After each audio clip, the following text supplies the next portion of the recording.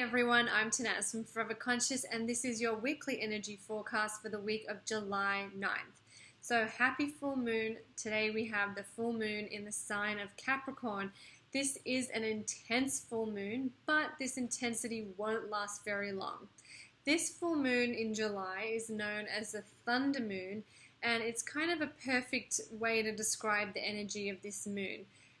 Think of a thunderstorm. It's loud, it's can be violent and intense, and then once it passes, you're left with this feeling of renewal and rebirth.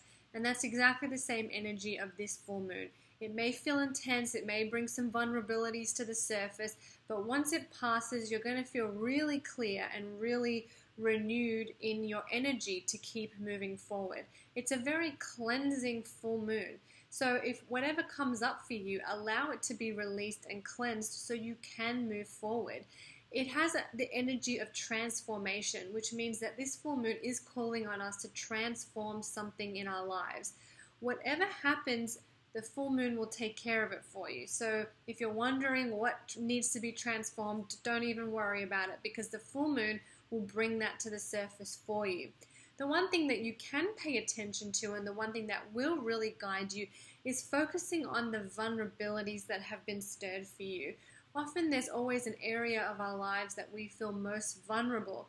And if something comes up to trigger that, maybe pay attention to it. Maybe pay attention to where you feel most vulnerable in your life and how you can bring more self-love and self-acceptance to those little vulnerabilities that come up. Nothing's wrong with being vulnerable, but we want to make sure that we're not being triggered by our vulnerabilities and we're not acting and using our vulnerability as a mechanism to our fears. So that's just something to pay attention to this week. This full moon energy actually lasts for quite a while, a week before and a week after the 9th. So you might have already had your thunderstorm, or your thunderstorm might still be coming up. Just know that it's going to affect everybody a little bit differently. This full moon is also connected to the eclipse cycle that we will be entering into next month. August is eclipse season, and so this is the last full moon that we will have before the next one, which is a full moon eclipse. So I'll talk more about the eclipses as we gear up to the end of the month, but know that big change is coming. Eclipses always bring big change, and this full moon may be dropping a little clue or a hint as to what changes are ahead. Of course, they may not make sense to us now, but when we look back in August, you might be able to see a pattern unfolding. So if things feel shaky and a little bit rocky for you at this full moon, it's very likely that they might come back up to the surface to be officially dealt with in August. So I hope that was helpful. This full moon will be like ripping off a band-aid, so it'll be quick. You're not going to have to deal with it all week.